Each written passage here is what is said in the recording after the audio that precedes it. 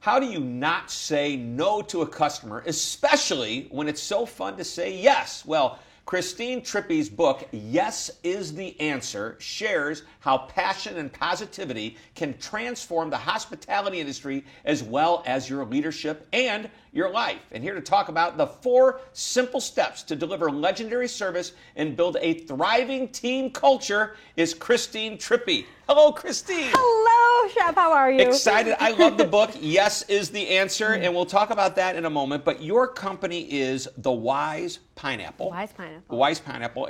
And pineapple is a symbol for hospitality. True, yes. Tell me where that comes from. Well, it comes from centuries ago. It has been the symbol of hospitality. And when ships would come in with cargo and merchandise and whatnot, if you had placed a pineapple on your front porch, that meant you were available to help with dinner or have a room for overnight for people who were embarking into town. And that is how it became the symbol of hospitality. And hospitality is your background. Yes. You've worked in hotels most of your life. Just about all of it. Just about all of it. Now you consult in the hotel industry. Yes. And you work with some amazing brands. And I just want to brag on you for a moment. Okay. You were Manager of the Year, Marriott. Mm-hmm. Yeah, there's a lot of Marriotts out there. Yes. There's a lot of brands out there, and that's one of the iconic ones. And I can tell you're a very enthusiastic person. So let's get right into it. Okay. Sometimes you have to say no. And by the way, I believe, as you do, and everybody should be into hospitality because hospitality is everyone's business. It is everyone's business. Everyone. So, and I preach the hospitality mentality is really important. And so let's dive right into this concept. Okay. Yes is the answer. How can there's got to be times that you can't say yes. You can always say yes. You can always say yes. All right, I don't know, but tell me how that works. And I know you have 4 steps to saying yes and making sure that works. And by the way, that works with customers, clients, guests, members. It also works with employees, kids, spouses, partners. Great. Absolutely. So this is going to help me in my personal life as much as my business life. Take me through the 4 steps. Okay, the 4 steps, first and foremost, is to make friends first. And this might seem ridiculously simple, but this is where most interactions go wrong. We get the confrontation of the anxiety of the confrontation sometimes gets the better of you, and you just react with that, no, I'm sorry, unfortunately. Rather, take a breath and make friends first. And start to build that relationship. So real quick, is there an example of how I make friends first? Absolutely. So let's just say, for example, a guest says, I'm platinum. Can I get a free upgrade?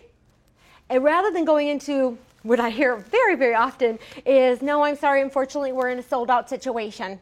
Right, yeah, and you shrink in your confidence. I want our associates to stand tall and be able to deliver those yes answers. So first, take that breath and make friends first and say, thank you so much for being a Platinum Elite member. You mean so much to us.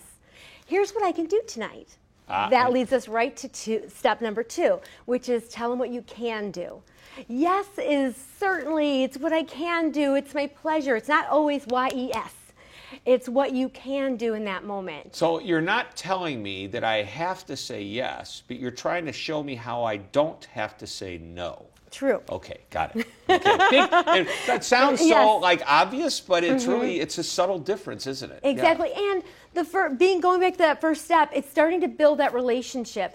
When you go right into, no, I'm sorry, unfortunately, you cut it all off. There's no place to grow from there. You shut down your creativity and you shut down that relationship. Now, for example, I just happened, I called a hotel, I said, hey, I'm coming into, we'll just say a random town, let's say my hometown, Chicago, and it's my first time in Chicago, and I was wondering, do you have a shuttle to the airport?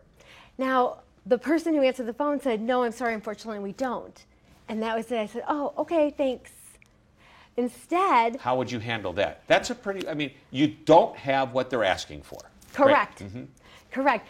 Make friends first. Thank you so much for choosing our hotel for your first trip to Chicago. This is so exciting.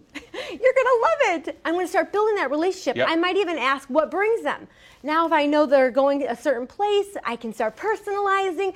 There's so much you can build from that making friends first. Yep. And step 2 is, here's what we can do. Here's what we can do. So, Well, you don't say we don't have a shuttle. You say here's how people get from the airport to our hotel, and you tell them what the options are. And then Taxi, I say, can I Uber. make you a reservation? Right. Or can I send you in some information? Right. What's that one extra jolt you can add to Right. the interaction? Is that part of 2? Is that step 3?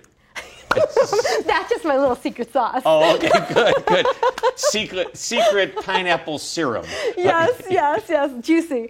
So step 1, make friends first. I told you we're going to have so much fun. Step 2, tell them what you can do. Step 3 is offer options.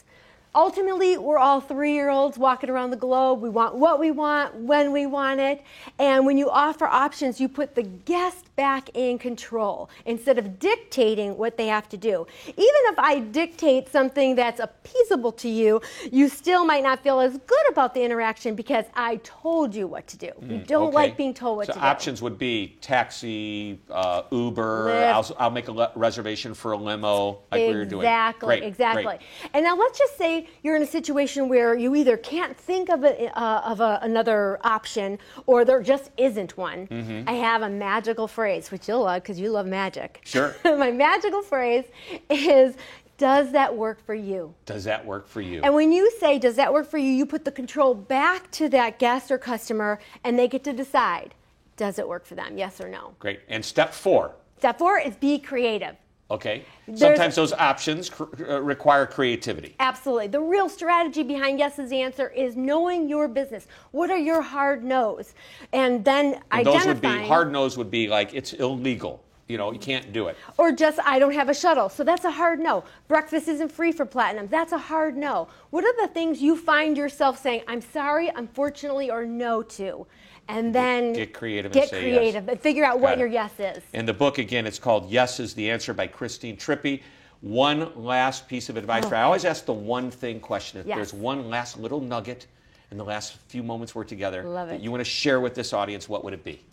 Well, what little slice of pineapple? My little slice of tidbit of pineapple. It would be, I mentioned leading from the heart, and that's ultimately the gift I'd love to share. That last message is, we don't just sell a product, clean rooms, serve food. We get to change the world every day.